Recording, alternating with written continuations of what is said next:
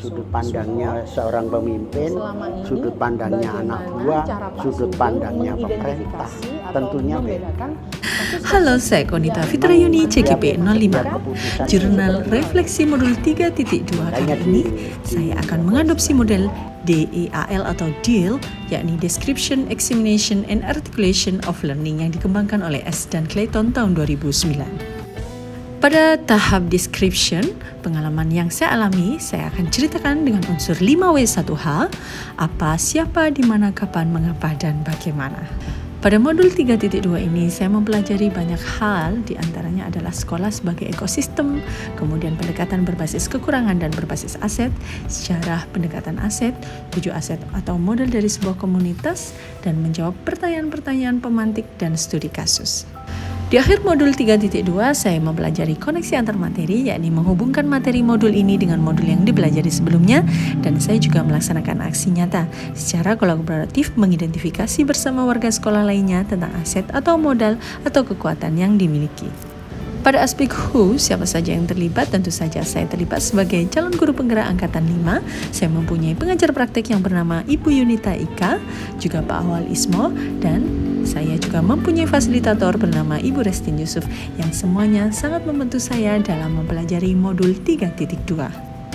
Kegiatan guru penggerak pada modul 3.2 dilaksanakan secara online melalui LMS guru penggerak dalam SIM PKB masing-masing CGP. Selain itu, pendidikan guru penggerak dilakukan secara luring saat lokakarya. Lokakarya dilaksanakan di sekolah-sekolah di Kabupaten Situbondo yang telah ditunjuk. Kegiatan mulai dari diri, eksplorasi konsep, ruang kolaborasi, demonstrasi kontekstual, elaborasi pemahaman, koneksi antar materi, dan aksi nyata dilaksanakan secara terjadwal dan terlaksana dengan baik. Mengapa modul 3.2 ini kita pelajari dan kita laksanakan? Karena kita menganalisis aset dan kekuatan dalam pengelolaan sumber daya yang efektif dan efisien. Merancang pemetaan potensi yang dimiliki sekolahnya menggunakan pendekatan berbasis aset, menunjukkan sikap aktif, terbuka, kritis, dan kreatif dalam upaya pengelolaan sumber daya. Pada poin how atau bagaimana kegiatan dilaksanakan, tentu saja kegiatan pendidikan guru penggerak dilaksanakan secara daring atau LMS dan luring atau tatap muka melalui lokakarya.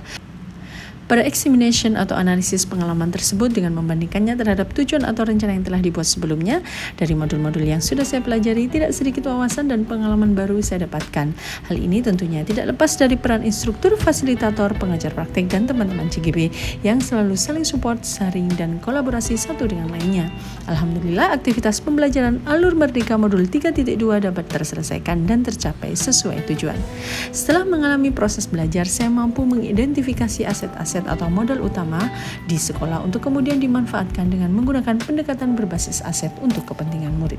Pada modul 3.2 setidaknya saya telah belajar bahwa sekolah sebagai ekosistem, pendekatan pengembangan komunitas berbasis aset atau pendekatan berbasis aset atau kekuatan, dan 7 aset atau modal utama komunitas.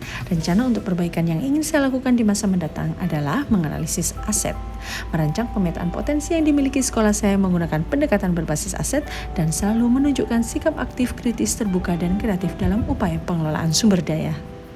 Dan akhirnya sumber daya yang telah teridentifikasi akan digunakan oleh sekolah untuk mewujudkan pembelajaran yang berpihak pada murid, baik modal manusia, sosial, politik, agama, dan budaya, fisik, lingkungan atau alam maupun finansial. Semua aset dimanfaatkan secara optimal agar dapat mendukung secara penuh terciptanya suatu pembelajaran yang membuat murid merasa nyaman dan dapat bertumbuh kembang sesuai dengan kodratnya. Terima kasih, demikian jurnal refleksi saya 3.2.